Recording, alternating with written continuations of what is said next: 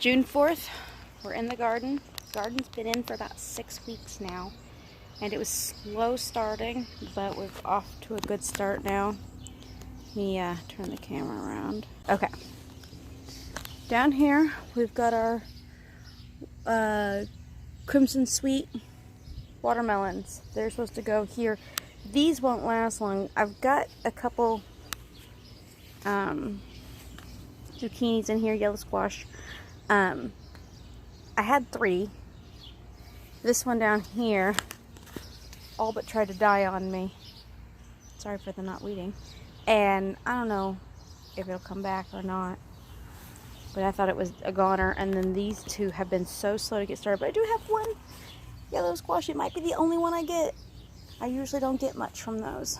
Maybe 1 or 2, and then the squash vine borers get them. So that's why I was unafraid to put those there, because they'll go this way, and I'll train them to go down here and back around this way and fill in this space. And then green beans. As you're going to see, lots and lots of green beans. The ones in front are bush variety. I've got 3 types. I've got yellow, I've got the green, and I've got the purple bush beans.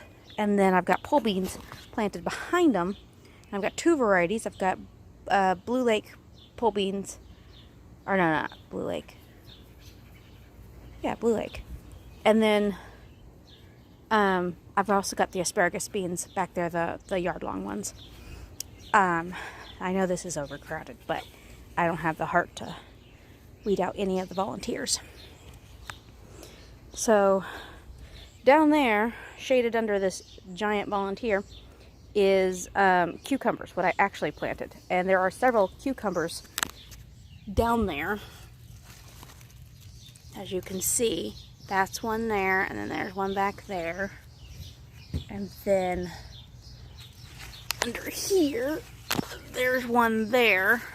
And those are cucumbers are already taking to the trellis. Actually, I pulled them up to the trellis to give them a helping hand, so I didn't have to come out here every day and monitor their progress. That one's taking to the trellis on its own. This is a volunteer. This is my survivor tomato. I call him that because I thought he died. We got a late frost. We hadn't had frost for about 3 weeks. I thought it was safe to put everything in. So I went ahead and put him in, and within 5 or 6 days, we were getting frost, and he got nipped really bad. All of his leaves fell off. He was just a twig in the ground. So I was going to dig him up and toss him out. But I saw one little tiny baby green leaf after like 3 or 4 days, just when I was about to dig him out. So I left him thinking maybe he'll come back. And he did. So now he's survivor tomato. And I've got him pruned up because he's crammed in a corner with 2 others that should not be there. Matter of fact, this tomato here on this stake is the only tomato that's supposed to be in that corner, and there's 2 others in about a 2 square foot space.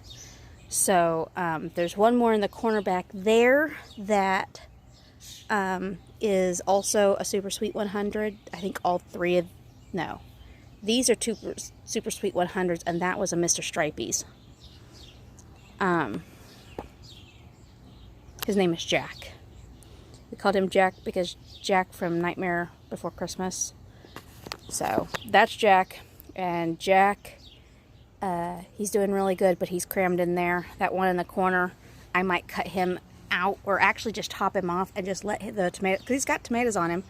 Down there in the corner, I don't know if you can tell, but there's a group, a big cluster of like 12 of the little Super Sweet 100s down there. And then this guy has 1, 2, 3, 4, 5, 6 groups of, like, well, he's got 1, 2, 3, 4, 5 groups that have tomatoes and flowers, and then 1 more group of flowers that will be tomatoes. So that guy's an overachiever.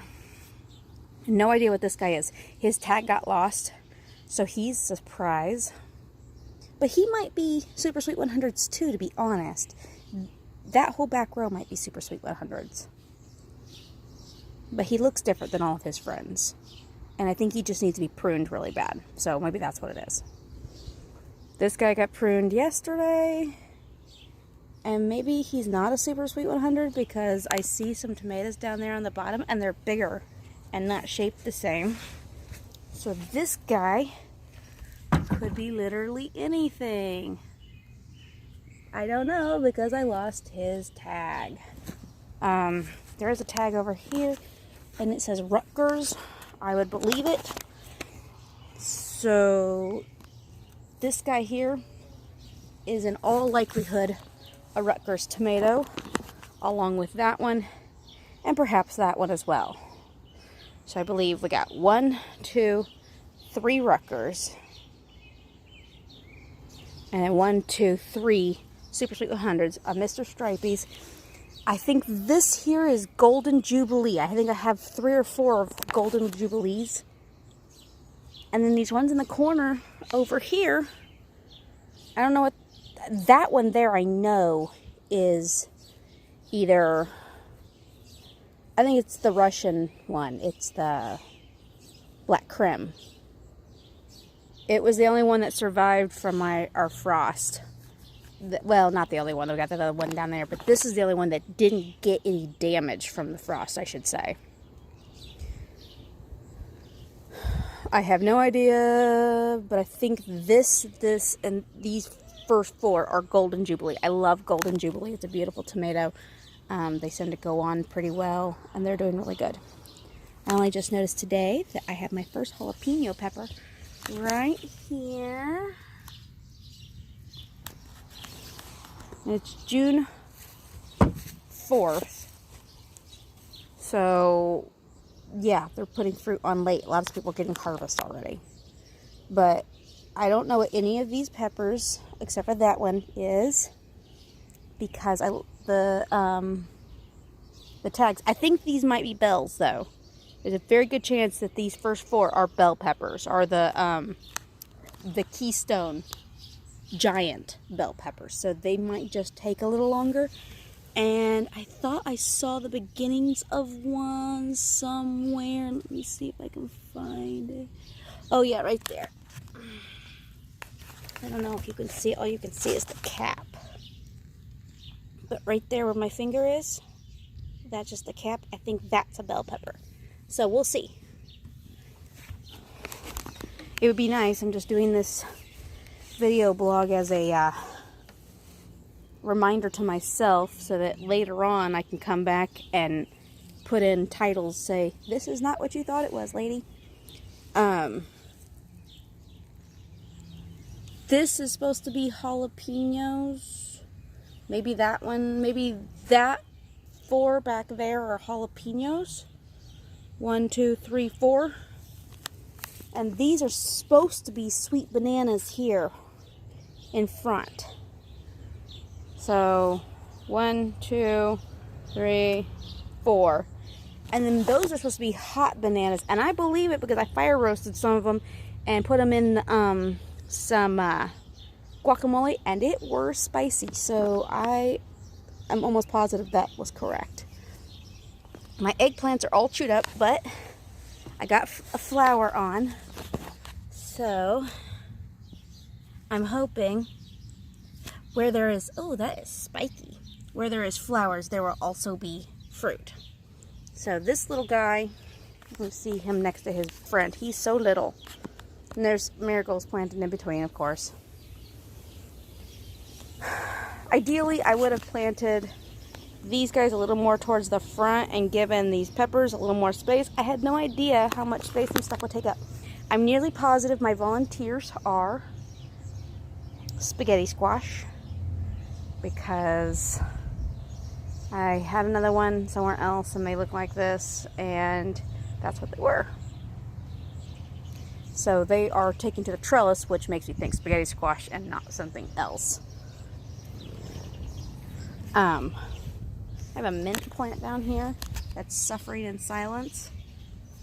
We'll see how it does. I have one more eggplant. I didn't have the heart to kill it, so it's just in here suffering. Those are the bush variety cucumbers back there. And this is all the leftover lettuce. after harvesting, I don't know how much lettuce. Oh my God, I've harvested, because this whole space, all this area clear up to where these guys are planted, was completely full of lettuce. And this is all I have left. And oh my God, so much lettuce. I am so sick of eating lettuce. I'll keep eating it because it comes out of my garden. I'm not wasting it. So I planted these seeds, and then I went on vacation thinking, oh, I'll remember what they are.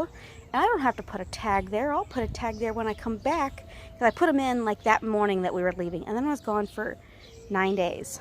And when I came back, I just looked at them and went, I don't remember what that was. There's a very good chance it's pumpkins.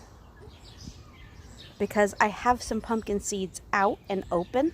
So I'm almost positive that's what I did there. But I had talked over doing several different things. So these guys are pumpkins that are going to go this way. I'm going to thin them out. That's too many. And I'm going to put these guys up on the fence and give them that whole space. And if I need to, I'll trail them up the fence and over the fence. I don't know how they work, so we'll see. All this lettuce is eventually going to come out. I'm going to start harvesting it down from this end that way as I need lettuce. I'm just about through what I've got harvested, so that's the next tomorrow. That will be what I had to do, is harvest that. Everything needs to be weeded really bad. I usually get out here and take care of this, and it's really kind of sad, but that is where we're at. I've got 1, 2, 3, 4, 5, 6, 7, 8, 9, 10, 11, 12 tomato plants. Only ever intention to having 10. That's why there's only 10 poles. And then I've got this trellis system set up. Let me back away from my box so you can see my whole box. Okay, so it's a big U-shaped box. And it's got a trellis over to the fence. And the beans and cucumbers and those spaghetti squashes, hopefully, will grow up. And the fruits will hang down underneath. And my kids will get a plant tunnel to run through because they love that. That old stump's got to come out. But that is the plan, at least, is for this stuff to grow up. Which is already going already. The green beans are taking to the fence just as I wanted them to. And this guy's already taken to the fence, and the cucumbers are trying to take to the fence. So today marks my first harvest. I got 3 little yellow green beans. Actually, it's not my first harvest. I've been getting lettuces, but no tomatoes. Oh, and there was peas. They were right here, and they went up here on the fence.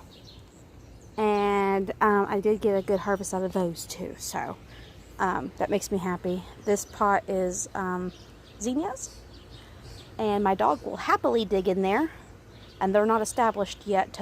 Once they're bushy and she can't see so much dirt, no problem. But right now, she will gladly dig all of that up. So they got to be in here for their own safety. And these guys are so pretty. I just like the happy yellow color. So that's what I got going in the garden. This is video 1 of 2020, the nightmare year. Look at those guys. It's funny. So this is my little compost spot where I throw all my stuff to die. There's a spinach down underneath there. There's all these lettuces that I thought were dead and pulled out. They're coming back. There's an eggplant that I was caught by frost and I thought was dead, so I pulled it out. It came back. There's 2 tomato plants here that were caught by frost and I thought were dead and have come back. So I pulled them out and I just threw them over here, and then they took root, and it was a very wet time, so they just rooted up and said, you know, you can't kill me that easy. It's harder to get rid of me than that. So now this area is something of a plant hospital, I guess. I don't know what I'm going to do about these. I guess when they grow up, I'll lay them over the bench. Or maybe I'll put another pole here. You don't know. Because I can't stand to kill them. It drives me crazy. Because I know it's got too much stuff in one spot. But I can't stand to kill them. Figgy! And that is my garden nemesis. Figgy Pudding, who loves to chase a mower and loves to bark and loves to dig. So that's why there's a chicken wire fence all around, because we got to keep the big garden pest out. While I do these videos for me, anybody who has any questions is, you know, welcome to ask any questions I can help you with. I'd love to at least try. I don't claim to be an expert by any means, but I've been gardening for a while, and so I know a couple things, just a couple. I know that I'll be harvesting those jalapeno peppers with gloves, for sure. My experience is when I grow them, I don't tend to water enough, and they tend to be so spicy. So, thank you for joining me, and I hope that all of you are having as good of a time in your garden. I haven't had a lot of pests this year, and I hope all of you don't have a lot of pests.